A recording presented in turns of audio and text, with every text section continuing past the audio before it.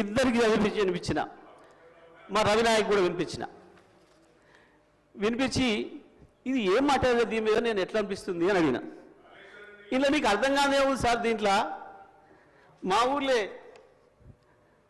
వెంకటయ్య అని ఉండే, ఆయన ఊర్లో ఏతుల వెంకటయ్య కూడా అందరూ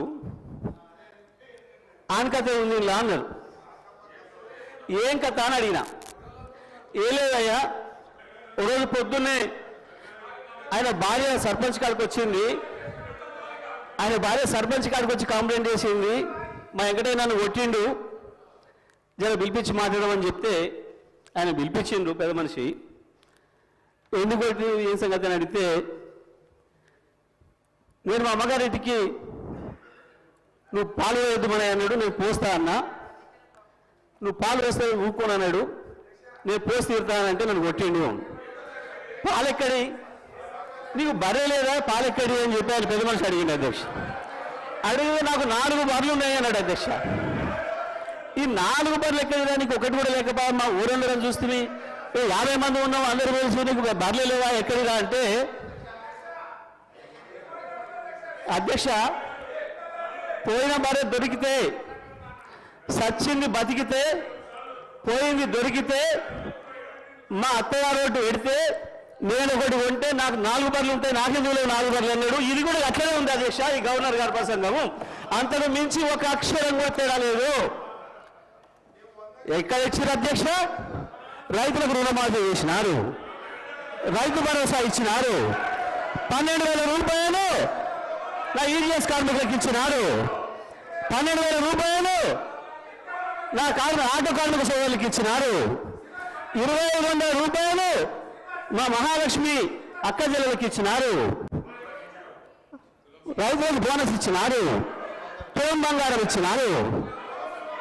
ఏమి ఇచ్చిన అధ్యక్ష? నా విద్యార్థి సోదరులకు స్కూటీలు ఇచ్చినారు అధ్యక్ష, 2 లక్షల ఉద్యోగాలు ఇచ్చి సంతోషంగా పెట్టినారు.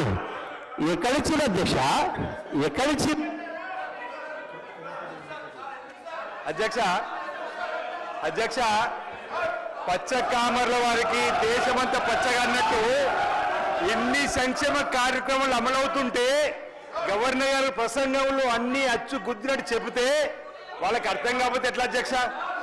ఆ స్కూల్లో చదువుతూ అట్లా ఉంటుంది అధ్యక్ష. ఈరోజు ఆ స్కూల్లో చదువుకుంటే అట్లా ఉంటుంది అధ్యక్ష అంటున్నా. ఈరోజు 21,000 కోట్ల రూపాయలు రైతులు రుణమాఫీ చేస్తే వాళ్ళ కళ్ళ కనిపించకపోతే ఎట్లా అధ్యక్ష? ఈరోజు ఆడ తల్లులు 149 కోట్ల ప్రయాణం చేస్తే వాళ్ళకి కనిపించకపోతే ఎట్లా అధ్యక్ష? గృహజ్యోతి అధ్యక్ష 200 యూనిట్లు జగదీశ్వర్ రెడ్డి గారు ఊర్లో వెళ్ళాం అధ్యక్ష. పల్లెటూర్లలో 95% గృహజ్యోతి అమలవుతుంది అధ్యక్ష. 200 యూనిట్లు. మహాలక్ష్మి స్కీము 21,000 కోట్ల అధ్యక్ష. మొన్న మా బట్టి విక్రమార్క గారు అంతర్జాతీయ మహిళా దినోత్సవం చెప్పిండు. ఎన్ని కార్యక్రమాలు అమలవుతుంటే ఏదో 4 బర్రెల కథ చెప్పుకుంటూ పోతే ఇంకా మేమే ఉన్నామని చెప్పనుకుంటే ఎట్లా అధ్యక్ష?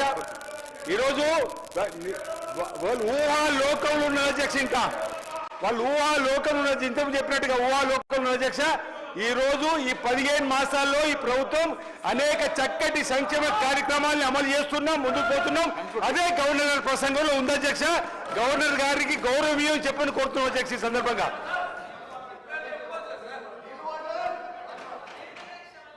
సార్ గౌరవ సభ్యులు మాట్లాడి